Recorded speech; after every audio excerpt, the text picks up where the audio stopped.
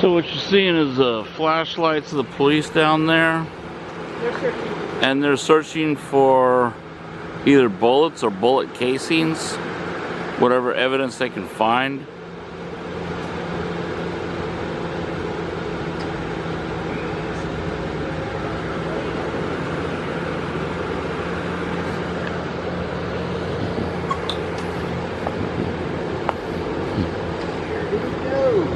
What's that? Oh, I lost the cleat cover. Uh-oh. That's alright. I have more stuff over the way. Stepped off my bike and slipped. Uh-huh. Oh, must have lost it on the way. Have a good night. All right.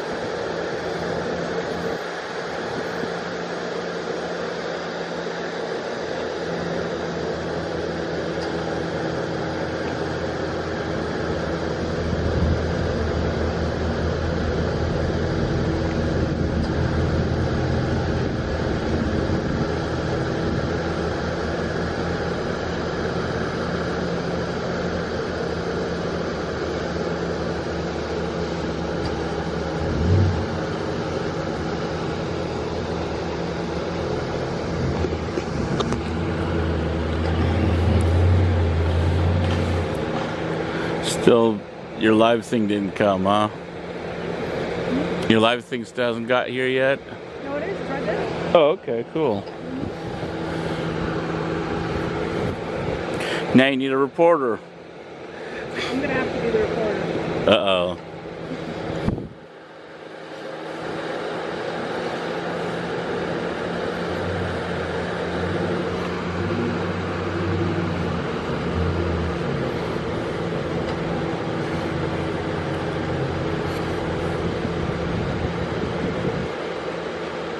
So they train you in both, or just one, or what? What? They train you to run the camera and do reporting?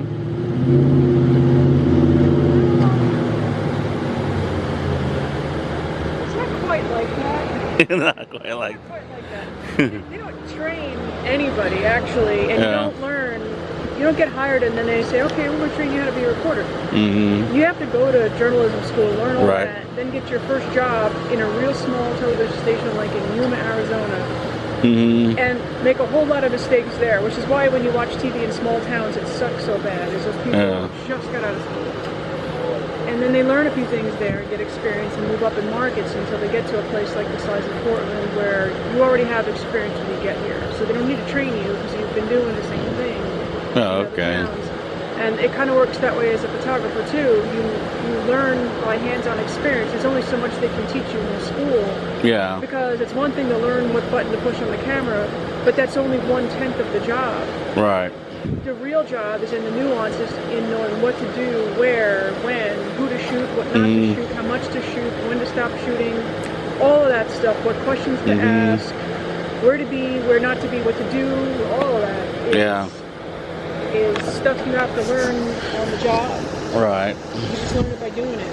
And making mistakes, or hopefully working with people who have been doing it longer than you, and can spare you some of that by telling you how it works. But you know, the technical aspect of the job is the easy thing. And so we get approached all the time by people that have a camera or whatever, and they think they could just get in and start shooting news. And It doesn't work that doesn't way. work that way. And the few times that they've tried to hire somebody that seemed to have a good sense and, you know, here, take the camera and go, it hasn't really worked out. And those guys are gone because there's so many other things to know. Yeah. Legally, strategically, and logistically. Yeah, I thought they hired people like the people that ran the cameras were basically trained and specialized in the camera stuff. The reporters went to school, went to journalist school, and Well, now that's their you specialty. got people that are going through journalist school. Some of them, or their parents, spending a lot of money to go to this good school, and when they come out, the company hands them a little prosumer camera and says, "You'll also shoot your own story." So now they're what called MMJs, you know what I mean, or one-man bands, and they just do it all. You have to do it all. Yeah. So they shoot it, they edit it, they write it, they front it, you know, they record it, and they probably even anchor. They have to do it all. And as photographers, you don't just run a camera. You have to know how to shoot, you know how to edit, you have to know how to run a truck, you have to know, and you have to know how to gather basic info, you have to know how to do interviews, all of it. Yeah. All of it.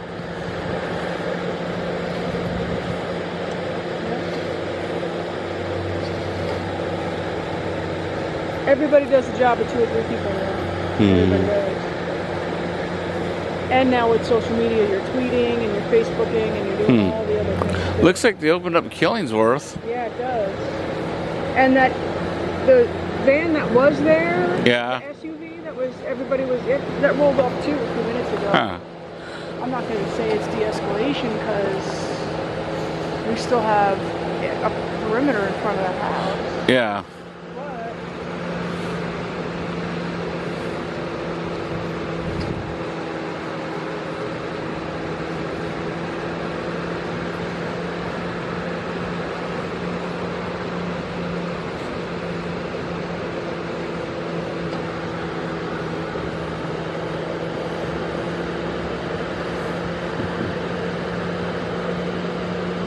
Yeah, so they're even having cross traffic turn.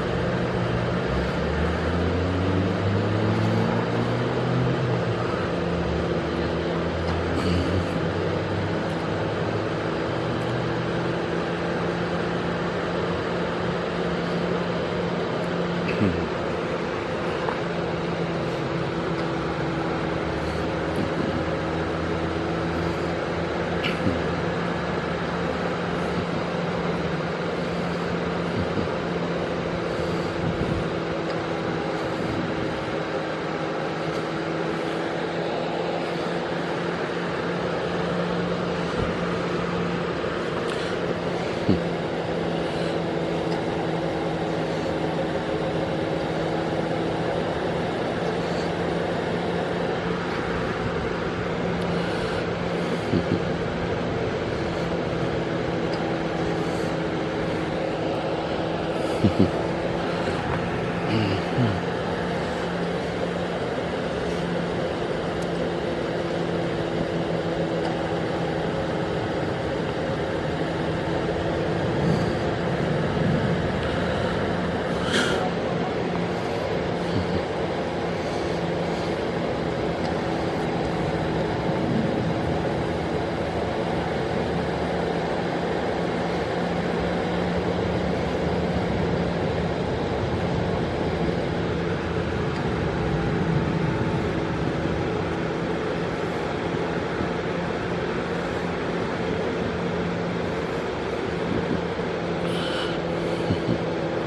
don't know, I just saw a cop walk all the way up to the house.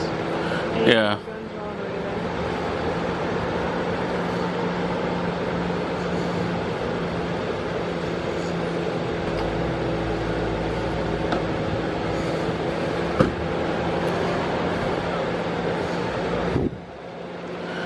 Are you guys opening up the perimeter?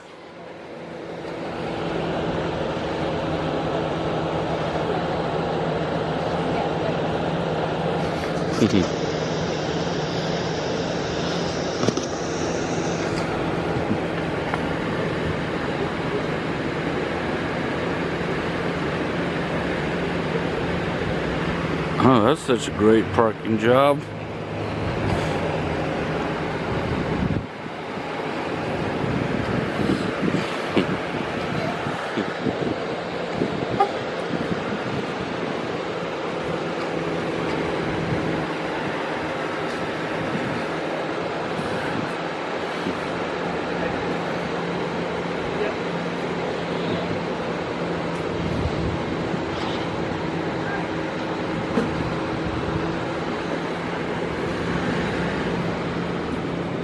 Man, if that cop would have backed into that taxi, I would have flipped this camera around so fast to make your head spin.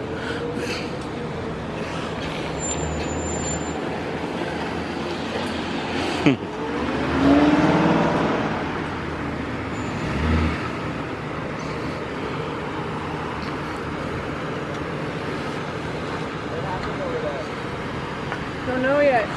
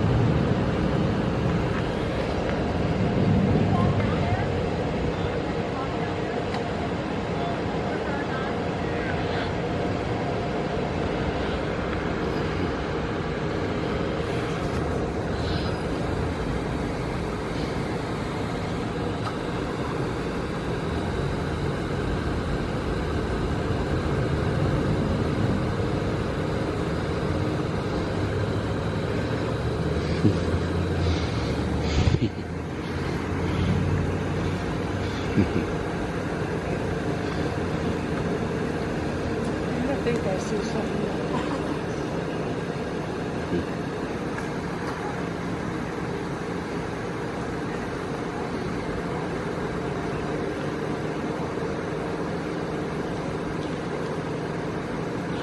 Okay, it's on 114th and Foster. Yeah. Right. They're going to be there at 8. Okay. All right, bye.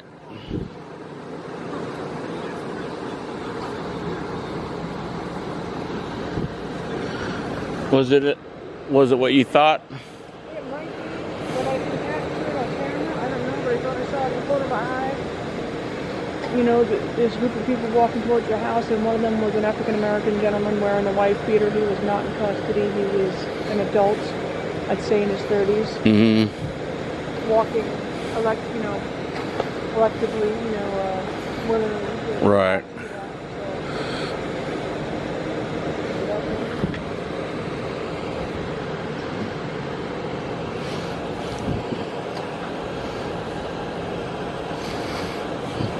So where are you from? Queens, New York. Queens, New York.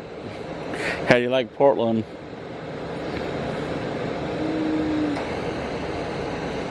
It's all right. It's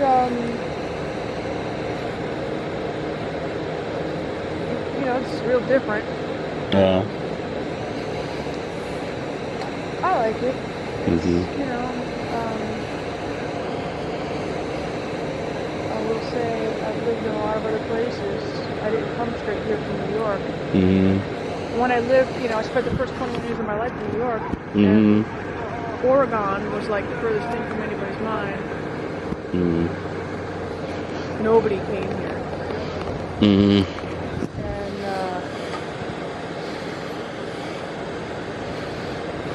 And I gradually made myself my way west. I went to Boston, then I went to Virginia, then I went to Wisconsin, then I went to Idaho. I was in Texas, I was in California, and then, I had a stop there for a little while in Eugene. That's the first place I lived when I came to Oregon. And when I showed up in Eugene, Oregon in the 90s, I was just like, wow, where the hell am I? I feel like I've been back in a time machine, because the police chief would give press conferences in a tie-dye t-shirt, he had a ponytail, and he reeked of patchouli. And I just couldn't believe that there was such a thing. So I never forgot it. I wasn't in Eugene long. I went to Los Angeles after being in Eugene. Mm-hmm. And moved on to a few other cities as well from there. But I never really forgot how cool Oregon was. And I always thought if I had an opportunity to come back and live in Oregon, I would. But I'd have to come to a city as big as Portland to afford, to make the kind of money that I need to, you know what I mean? You can't make money anywhere else. So when the opportunity popped up, I took it. But, it was a long road to get here. Mm-hmm. And, like I said, I got a lot of other places to compare. The South, that's its own thing. The Midwest, Great Lakes states, that's its own thing. The Northeast, that's its own thing. All of those places, and a lot of people live in those places and they love those places and they wouldn't live anywhere else. Particularly Texans, they just love Texas. Yeah. A lot of people love California. A lot of people love Southern California. But I like it here. It's got its problems though, and I really think some of them, like state has fiscal problems. I don't think they know how to manage money. I think they probably need a sales tax. Tax the heck out of people every other way. Your income tax and your real estate taxes are so high. Yeah, with all the taxes, I don't think they need an income tax. That's so much tax coming, but yet they're still always broke and don't have money to do right by schools. We don't have enough cops, that's for sure. Well, you got corruption. A lot of things. Yeah. But Oregon has a lot of these no-bid contracts that go out, and it just aggravates the you-know-what out of me.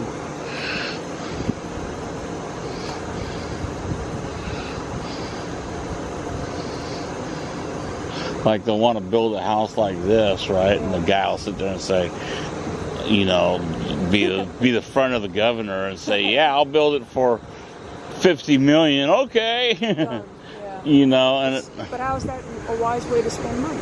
It's not. So, that's part of the problem, because other states are getting it done with less. Right. But I will say also, California was another state where they had money problems, and it made you wonder, you got the richest people in the world here, you got like 50 million of them. Why the heck is this state broke? And it was. But, I like the overall picture here. I do like the weather and the culture and you know, the open-mindedness, particularly also being female, because in other parts of the country, just being a news photographer is just not something that women should do, and you get a lot of grief for it, you know. Mhm. Still that going on? Not really sure. We've been here a while, and there hasn't been anyone here to give us any actual information on it, but... Do you live in the neighborhood? No, I'm with the media. Oh, okay. So, and I'm a media person, and I can't give you much. Oh, okay. I just live right there, and I'm like... I don't know if you're familiar with the Red House that's on the corner down there. Yeah, that's... Apparently that's a place... Talk on the street is there's nothing but trouble at that house, and that's where the trouble is tonight. I've heard some trouble. I've heard about some trouble. That's what's going on over there. What I heard on the scanner, Uh-huh. right? It's some lady had a gun, was shooting it. Some black guy disarmed her. They got her and the gun, and the black guy went into the house, and they're trying to get him out. That house got sold, I think. They got at least 3 people in there that's on probation. So, which is a guarantee that they're not going to want to come out and talk to the cops.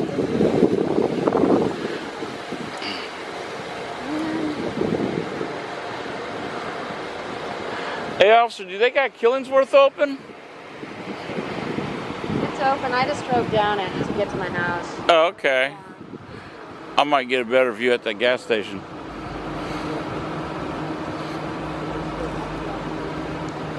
Yeah, Robert, it's open. All right, is the gas station open or still shut down?